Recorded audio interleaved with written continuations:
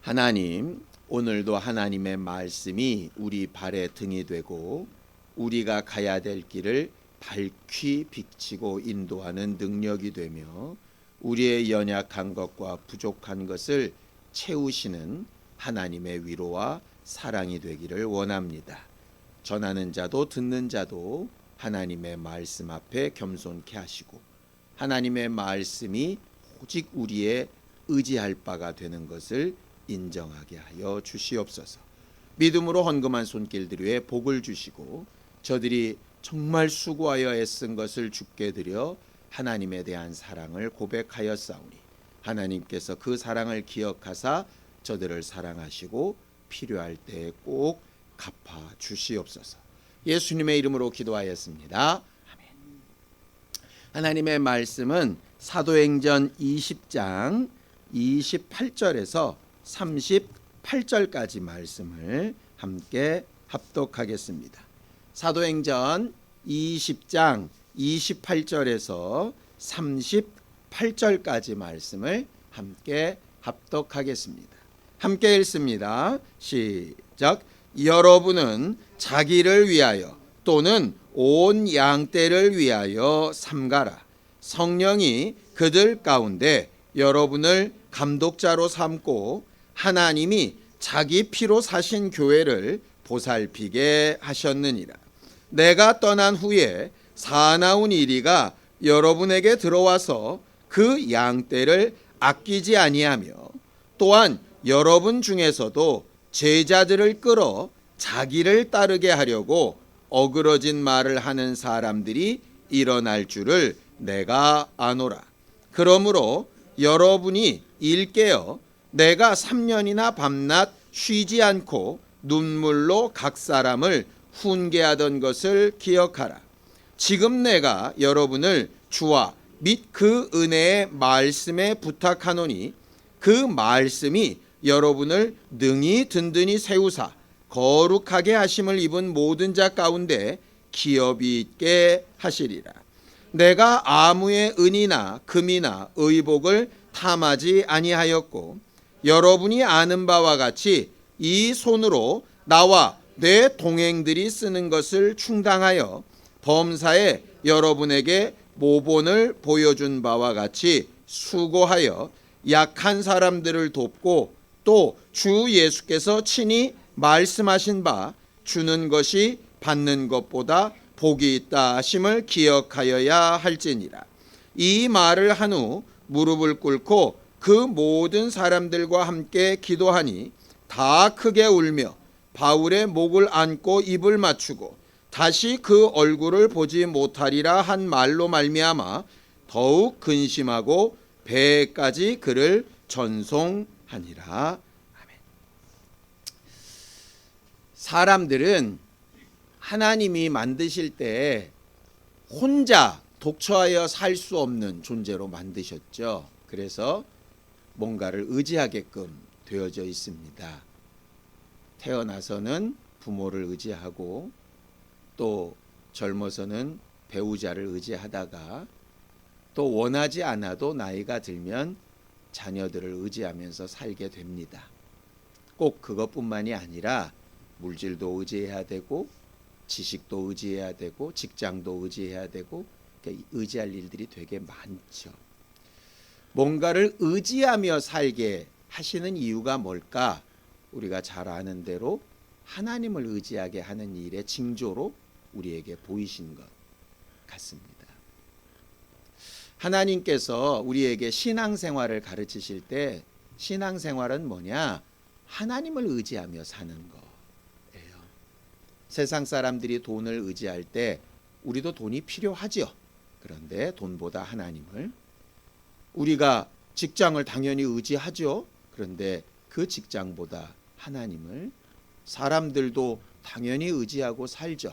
그런데 그 사람보다 하나님을 의지하도록 이렇게 하시려고 말씀으로도 가르치시고 법으로도 가르치시고 예수를 통해서도 가르치셨던 것 같아요. 제자들이 예수를 막 사랑한다고 고백할 때 좀 싸늘해 보이는 말을 간혹 하시죠. 너희들 다 떠날지라도 막 이런 말씀 하시잖아요. 예수가 왜 그러셨을까? 제자들이 예수를 사랑하는 게 못 믿어서 그랬을까? 그게 아니라 예수 자신도 제자들을 의지하고 부탁하고 할 일이 굉장히 많았지만 신앙의 가장 기본은 그들보다 먼저 주를 의지하는 것이기 때문에 아마 그랬을 것 같아요. 성경을 좀 보죠. 하나님을 의지한다는 게 뭔가? 신명기 30장 20절입니다. 신명기 30장 20절 함께 합독하겠습니다. 신명기 30장 20절입니다. 함께 합독하겠습니다. 함께 읽습니다. 시작.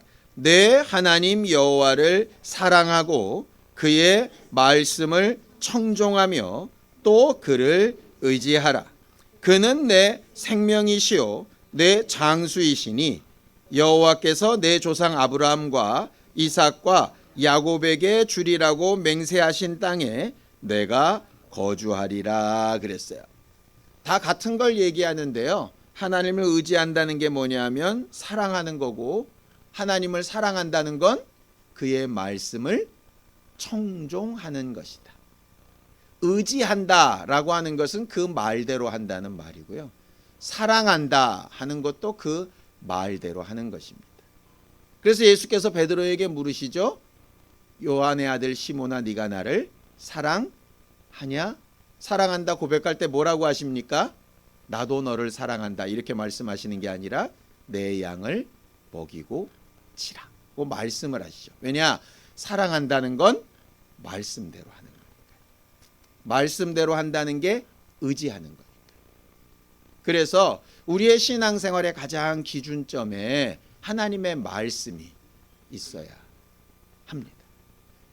하나님은 자기를 의지하는 자에게 좋은 것을 주시겠다라고 말씀하셨어요. 자, 잠언서 16장 20절입니다. 잠언서 16장 20절 함께 합독하겠습니다. 잠언서 16장 20절입니다. 함께 읽습니다. 시작. 삼가 말씀에 주의하는 자는 좋은 것을 얻나니 여호와를 의지하는 자는 복이 있느니라. 하나님을 의지하는 사람, 하나님을 사랑하는 사람, 하나님의 말씀에 순종하는 사람 뭐가 있다고요? 복이 있느니라. 우리가 작년 내내 들었던 게 그거 아니었습니까? 그런데 그 하나님의 말씀을 듣고 사랑하고 의지하는 것을 20절 그 초반부에는 말씀에 주의하는 사람. 이 주의하다라고 하는 말이 무슨 뜻이냐면요. 말씀에 감시를 받다 이런 말이에요. 말씀에 매여 있다 이런 말입니다. 말씀에 영향을 받는다 이런 뜻이에요. 그런 사람에게 뭘 주시느냐? 좋은 것을 주신대요. 우리가 좋은 것을 지난주 금요기도회 때 배웠었죠? 하나님이 주시는 좋은 거 뭐였습니까? 성령이에요. 그러니까 성령은 언제 오시고 성령은 언제 우리를 도우시고 성령은 언제 우리와 함께 하시느냐? 간단합니다. 하나님 의지할 때, 하나님의 말씀을 청종할 때, 하나님을 사랑할 때. 그 성령이 와서 우리 안에서 일하시고 또 역사하시는 걸 뭐라고 부르느냐 하면 복이라고 부르는 거죠. 결과적으로 우리가 꿈꾸는 신앙생활의 가장 좋은 것들, 그건 다 어디서 오느냐 하면 하나님을 잘 의지하는 데서 이렇게 옵니다. 오늘 우리가 읽은 본문은 사도 바울의 고별설교의 이제 후반부입니다. 하나님께서 우리에게 주시는 가장 좋은 것인 그 성령은 우리에게 뭘 어떻게 하라고 하시는가? 28절 본문으로 돌아가서 함께 읽어보죠. 28절입니다. 함께 읽죠. 시작. 여러분은 자기를 위하여 또는 온 양떼를 위하여 삼가라. 성령이 그들 가운데 여러분을 감독자로 삼고 하나님이 자기 피로 사신 교회를 보살피게 하셨느니라. 여기 있는 여러분들은 말 그대로 에베소 교회의 장로들입니다. 리더들입니다.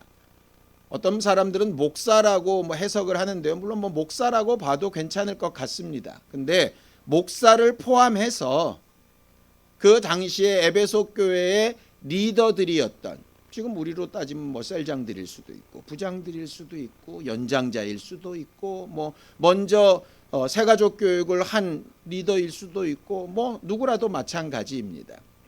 하나님께서 교회 안에서 다른 사람들에게 영향력을 미치는 일꾼으로 삼으셨을 때 성령으로 하셨는데 자기의 피로 사신 교회를 잘 세워나갈 수 있도록 하셨습니다. 그렇게 하기 위해서 리더들이 해야 될 일이 뭐냐? 두 가지입니다. 자기를 위해서 또 양떼를 위해서. 거기 또는 이라 그러니까 너를 위하든지 양떼만 위하든지 이렇게 해석할 수 있는데요. 그게 아니고요.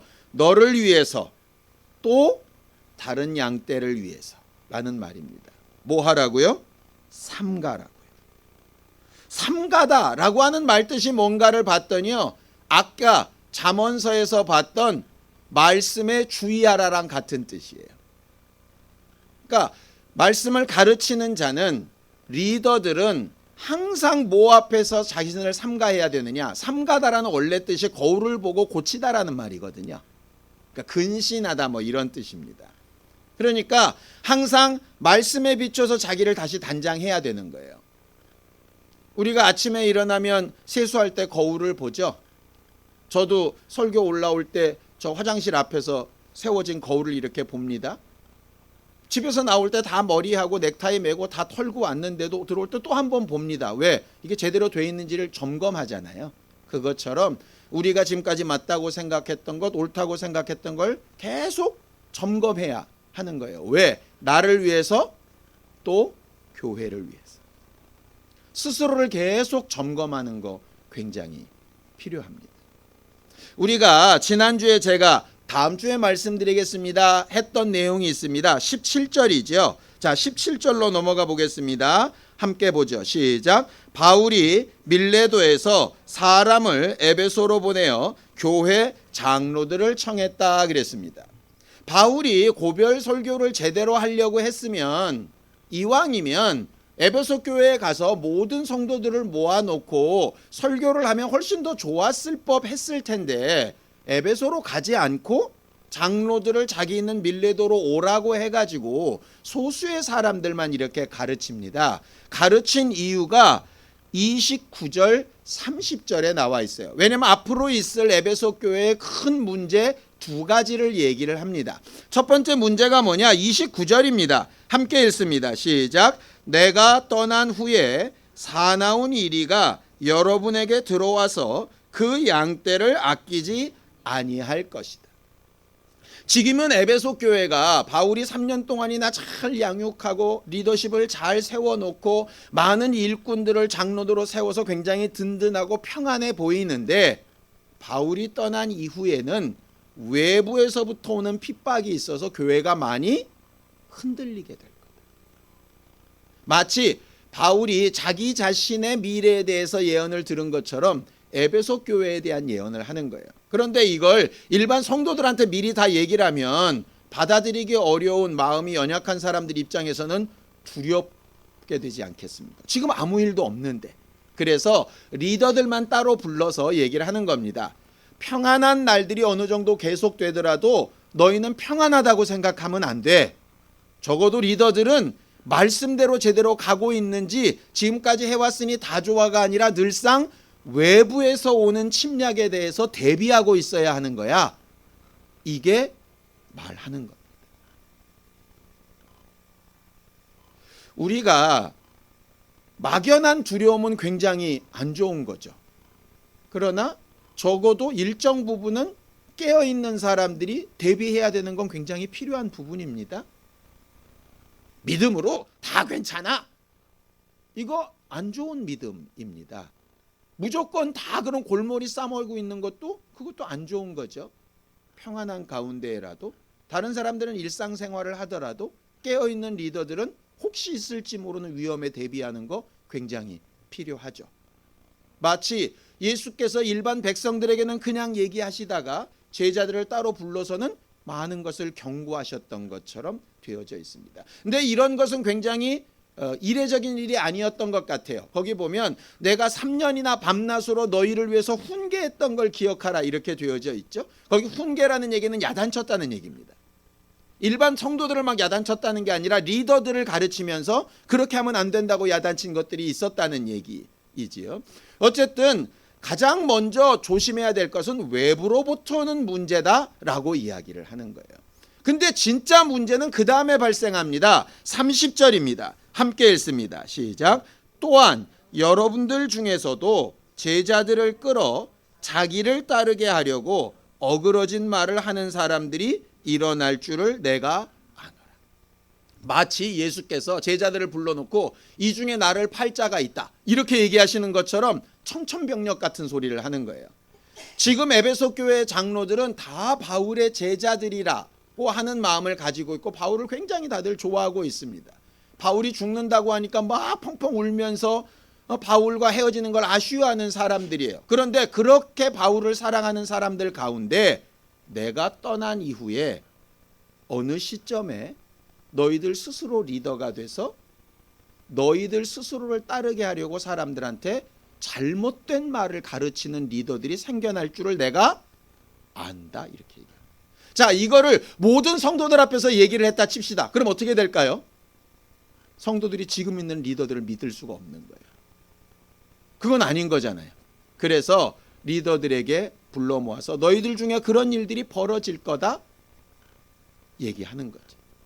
근데 이런 우려가 사실이 됐느냐? 사실이 됐습니다. 바울 다음에 에베소 교회를 담임했던 목사가 누군지 혹시 아시죠? 디모데입니다. 디모데 전서 후서는 에베소 교회를 담임하고 있는 디모데에게 쓴 글입니다. 그래서 디모데 전서 후서에 보면 에베소 교회의 모습, 바울이 떠난 이후의 모습이 적나라하게 기록되어져 있습니다. 읽어볼까요? 디모데전서 1장 19절 20절입니다. 디모데전서 1장 19절 20절입니다. 함께 합독하겠습니다. 시작. 믿음과 착한 양심을 가지라.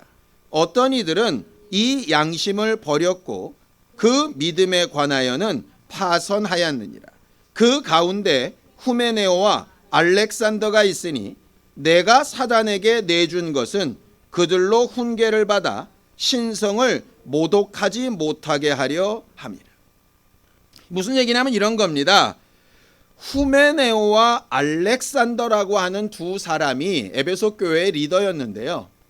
이들을 제명했다는 얘기입니다. 교회에서 나가라고 했다는 거예요. 사단에게 내어주기로 했다란 말이 그 말입니다. 왜 그랬느냐? 신성을 모독했다. 이건 자기 스스로를 우상화했다라고 하는 말입니다.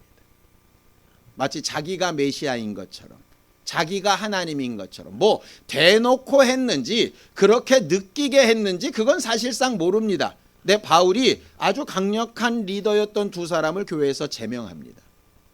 그 일로 인해서 후메네오와 알렉산더를 좋아했던 사람들이 있었겠죠? 그 사람들이 반발을 일으키고 있는 상태예요. 거기에 대해서 두려워 떨지 말라고 얘기하는 겁니다. 왜 그랬느냐? 그들은 믿음과 착한 양심을 버리고 떠났다는 거예요. 착한 양심이란 얘기는 뭐냐면요, 말 그대로 그냥 양심입니다. 거짓말하고 정직하지 못했다는 얘기예요. 그리고 믿음에서는 파선했어요. 믿음은 예수 그리스도와 그 말씀에 의지해야 되는데 거길 떠난 잘못된 믿음을 가지고 있었다는 얘기예요. 그러니까 믿음도 잘못됐고 양심도 잘못됐다. 그러니 그들은 리더의 자격이 없고 교회에서 제명하는 것이 옳다라고 얘기하는 게 디모데전서 1장 19절에서 20절입니다. 말 그대로 이 두 사람은 어찌 보면 디모데가 안수받을 때 안수위원이 있을 수도 있습니다. 그런데 젊은 담임 목사가 30 겨우 넘은 담임 목사가 이 머리 굵은 장로들을 제명해야 되는 상황이 벌어지게 되는 거예요. 근데 사도행전 20장에서는 이들이 그럴 줄 몰랐던 거죠. 충분히 그럴 수 있습니다. 또 볼까요? 디모데 후서 1장 15절입니다. 전소로 끝나지가 않아요. 그렇게 알렉산더와 후메네오를 그렇게 하면 끝났느냐? 그렇지 않습니다. 자, 15절입니다. 시작. 아시아에 있는 모든 사람이 나를 버린 일을 내가 아나니 그 중에는 부겔로와 허모게네도 있느니라. 이들은 또 누구냐면 또 다른 리더들인데요. 바울이 에베소 교회를 계속 가르쳤던 노선과는 전혀 다른 교회의 모습을 막 드러냈던 거예요. 그래서 나를 버린 일이라고 하는 게 뭐냐면 바울이 주장했던 복음을 버리고 바울이 주장했던 교회의 모습을 버렸다는 얘기. 자기들 나름대로의 세계를 세웠다는 얘기예요. 거기서 끝나지 않습니다. 자, 디모데후서 2장 16절입니다.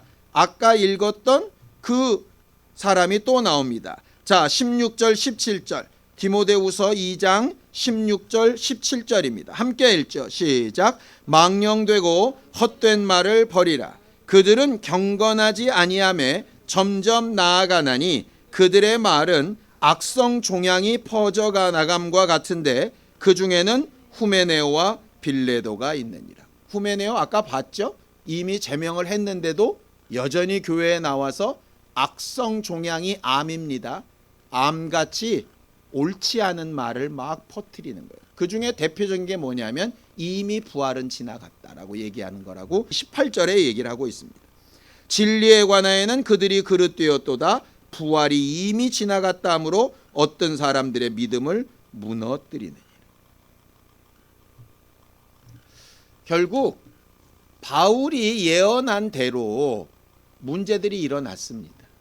에베소 교회 리더들이 타락하는 사건들이 일어났죠. 간혹 이런 생각을 합니다. 가룟 유다가 예수를 팔지 않도록 하실 수는 없었을까? 에베소 교회의 장로들이 이렇게 타락하지 않도록 하실 수는 없었을까? 하나님은 미리 아셨을 텐데. 근데 왜 경고하시고 그렇게 되는 부분을 막지 않으시지? 이런 생각이 드는 거죠. 그런 생각이 들었습니다. 아마도 그렇게 하나님께서 일방적으로 모든 것을 다 하셨다면 우리들은 뭐를 하려고 들지를 아마 않을 것 같아요. 하나님이 알아서 다 하시겠지. 안 되면 다 알아서 안 하시게 하실 거고 잘 되면 다 잘 되게 하시겠지. 그런데 하나님은 그렇게 일하시는 분이 아닌 걸 우리가 너무 잘 알잖아요. 하나님은 가르치시고 우리가 그 하나님의 가르침대로 순종할 때 하나님을 사랑한다고 여기시고 사랑하는 그 일에 복을 주시고 하는 게 하나님의 방법인 걸 우리가 너무 잘 알지 않습니까? 일방적으로 하시는 일을 하시지 않는 거죠. 두 번째, 아무리 대단한 예수님의 사도라도 잘못된 선택을 하면 어느 순간에라도 예수를 떠나갈 수 있는 거죠.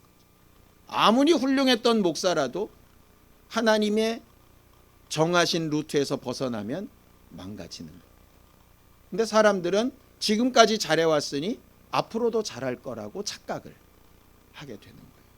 그래서 그 다음 말씀이 굉장히 중요합니다. 바울이 내가 너희를 위해서 3년 동안이나 일깨웠던 교훈을 좀 기억해줘. 너희 앞에서 본을 보였던 것을 기억해줘. 너희들한테 살해 안 받고 내가 열심히 일하며 내가 자비랑했던 이 수고도 좀 기억해줘. 막 얘기를 하는데 그러니 너희는 나를 본받아. 이렇게 얘기하지 않고 뭐라고 얘기를 하느냐. 32절입니다. 함께 읽죠. 시작. 지금 내가 여러분을 주와 및 그 은혜의 말씀에 부탁하노니 그 말씀이 여러분을 능히 든든히 세우사 거룩하게 하심을 입은 모든 자 가운데 기업이 있게 하시리라. 내가 너희에게 보여준 모본은 너희들에게 큰 충격이 되거나 모델이 되거나 너희들이 뭔가를 선택할 때 좋은 도움은 될 수 있어도 그걸 의지하면 된다 안 된다? 안 된다. 그거예요. 가룟 유다가 아무리 재정을 맡은 뛰어난 주의 일꾼이었어도 그를 의지하면 된다 안 된다? 안 된다. 베드로가 아무리 뛰어난 일꾼이었어도 바울이 아무리 뛰어난 일꾼이었어도 그를 의지하면 된다 안 된다? 안 된다. 그가 잘했던 모본만 기억해야 된다. 그렇게 대단한 일꾼이라도 뭐로 판단해야 된다는 겁니까? 여기 주와 그 은혜의 말씀으로 판단해요.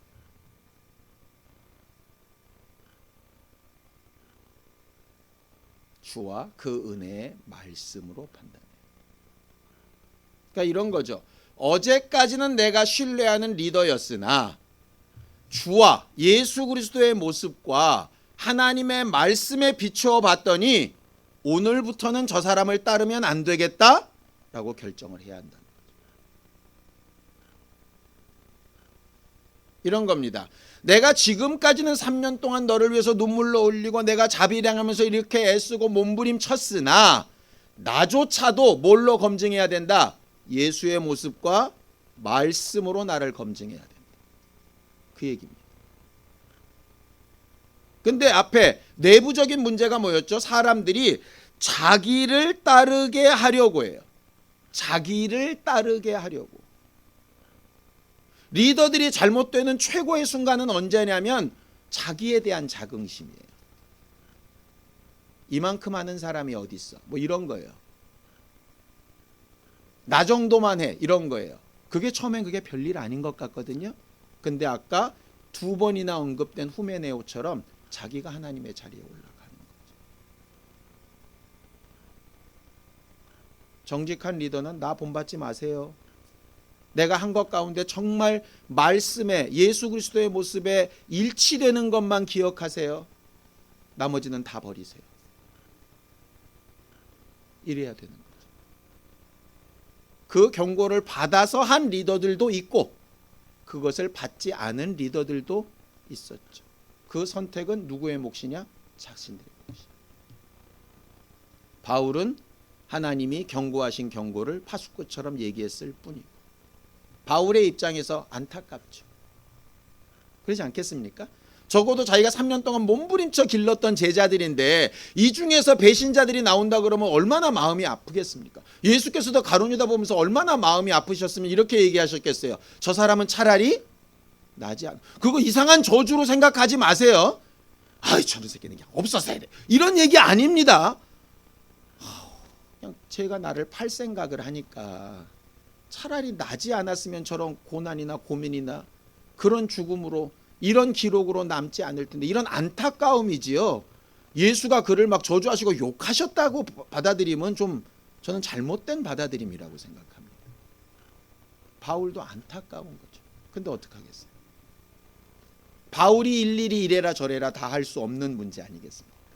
그래서 모든 성도들에게 다 얘기를 하지 않고 교회의 유익을 위해서 리더들만 데리고 너희 중에 그런 일이 있을 텐데 그런 일이 당연히 있을 줄 내가 아는데 정말 내 원함은 너희들 중에 그렇지 않았으면 좋겠다.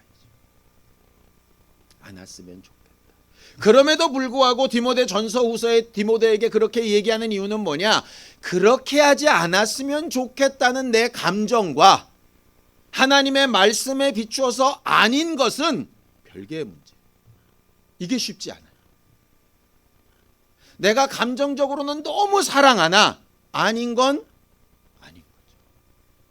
반대도 마찬가지입니다. 옳고 그름으로 따지면 아닌 건 아니나 사랑하는 마음은 있어요. 이게 쉽지 않죠. 그런데 예수는 그게 가능하셨으니까. 결국 나를 점검해 봐야 될 거울이 뭐냐면 바로 그겁니다. 예수라는 거울, 은혜의 말씀이라는 거울에 비추어 보는 거죠. 저는 단언하건대 후메네오 같은 사람도 만약에 다시 또 주 예수와 은혜의 말씀에 붙들리는 기회가 있었다면 그래서 만약에 회복되어 회개가 됐다면 하나님은 또 쓰셨을 겁니다. 사람들은 손가락질 했겠죠. 저것이 과거에 어쨌네 뭐 이렇게 했겠지만 하나님은 또 쓰셨을 겁니다. 반대로 사람들 앞에는 굉장히 그럴듯해 보이는데 은혜의 말씀과 예수에게서 떠났었다면 사람들은 칭송할지 모르지만 하나님의 마음에서는 이미 떠났을 수 있겠죠. 그래서 바울이 얘기하는 겁니다. 오직 주와 주의 은혜의 말씀만 의지하자. 그것으로만 판단하자. 다른 건 말고. 사람들이 주로 이런 얘기하죠. 너랑 나랑 알고 지낸 지가 몇 년인데 뭐 이런 얘기 하는데요. 신앙에서는 사실은 그거 별로 무의미합니다. 굉장히 좋은 추억이고 감사한 일이기는 하죠. 그러나 주와 은혜의 말씀의 분별이 필요한 부분이에요. 만약에 그런 기간을 하나님께서 염두에 두셨다면 유대인들을 그냥 버리지 않으셨겠죠. 근데 아무리 수천 년을 섬겨온 유대인도 예수와 상관이 없으면 무가치한 존재입니다. 그게 하나님의 무서운 점, 공의에 관련된 점이죠. 또 그렇게 했다 손치더라도 다시 또 예수께 돌아오면 다시 또 품으시는 게 은혜와 긍휼로 하시는 하나님의 능력이죠. 예수로 판단하자라고 하는 부분이 바로 그 부분입니다. 내가 정말 마음으로 해야 되는 것과 제대로 된 공의로 판단해야 되는 부분이 대단히 어렵지만 이 두 가지를 다 주의 말씀에 의지해서 해야 되는 것, 이게 우리에게 정말 필요한 부분인 거죠. 하나님께서 우리에게 예수 그리스도와 주의 은혜의 말씀으로 우리 스스로를 판단하게 하시는 부분을 좀 생각하고 하나님 앞에 정말 우리 자신을 잘 돌아볼 수 있게 되기를 바랍니다. 함께 같이 기도하겠습니다. 하나님, 오직 주와 주의 은혜의 말씀께 우리를 부탁하며 하나님을 의지하는 삶을 살게 되기를 원합니다. 좋은 것과 복을 약속하신 하나님의 말씀이 우리에게 위로와 힘이 되게 하시고 어렵고 힘들고 어그러진 일이 발견될 때마다 선한 양심으로 정직해지게 하여 주셔서 하나님의 손에 붙들려 끝까지 주와 함께하는 겸손한 우리 모두가 될 수 있도록 도우시고 함께하여 주시옵소서. 이제는 우리 주 예수 그리스도의 은혜와 하나님 아버지의 극진하신 사랑과 성령님의 감동하시고 함께하시는 분명한 증거가 오직 주와 말씀만 의지하기를 결심하는 우리 모두 위에 이제부터 영원까지 함께 있을지어다. 아멘.